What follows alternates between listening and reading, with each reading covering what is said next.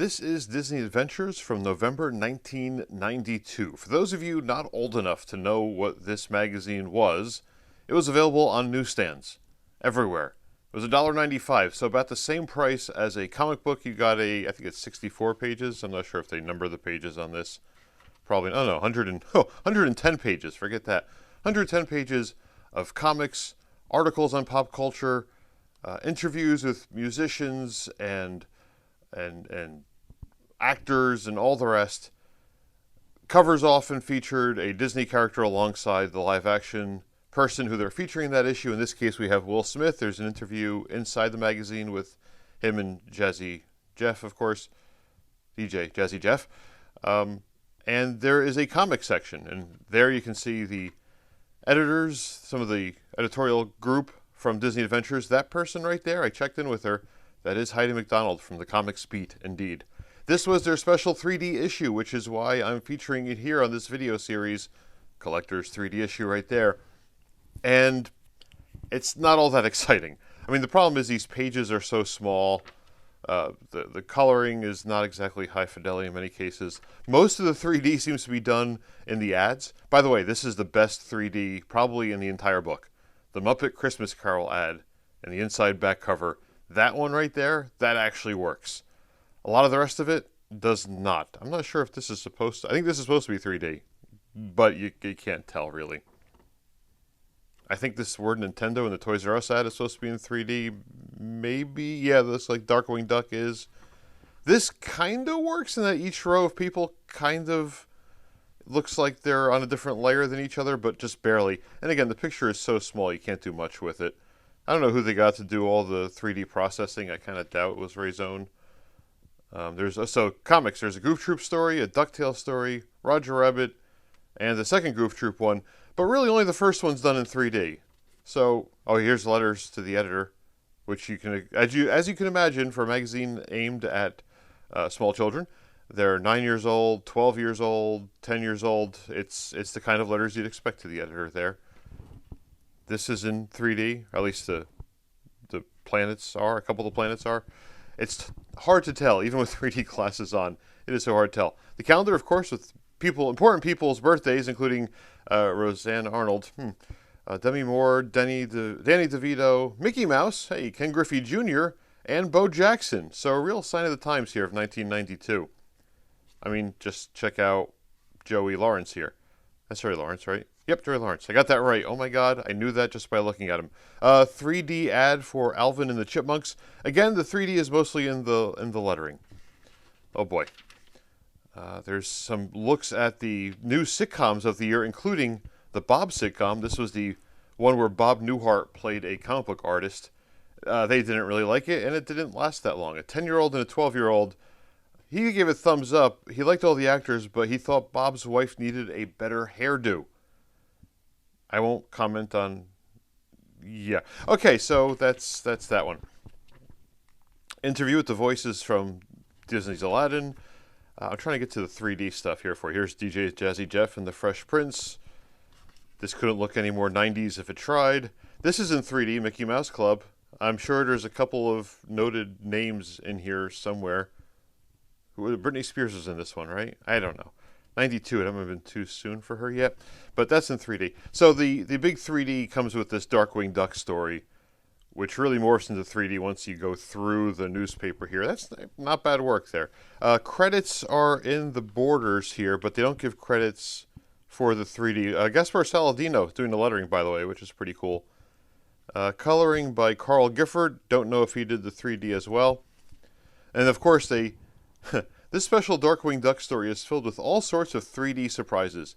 See if you can find our blinkies and hidden messages first, by closing one eye and then the other. So yes, there are panels here where you get two panels at once, like these here.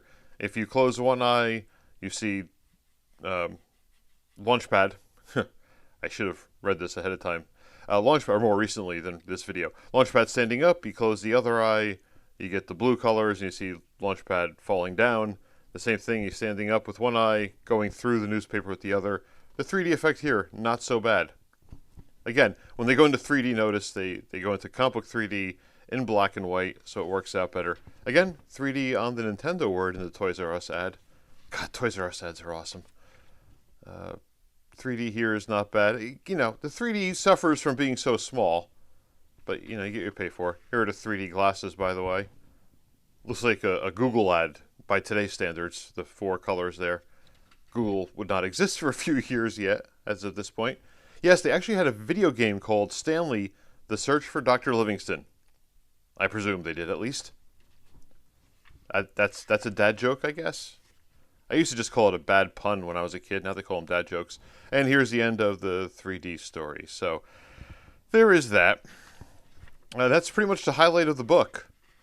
There's a lot of articles, a lot of text articles in here about, here's something about the Titanic.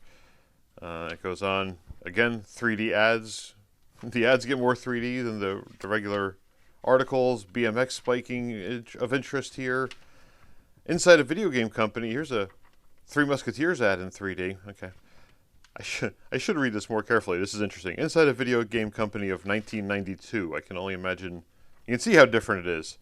The desktop machines, the CRT screens, they're probably 13 or 15 inches at best.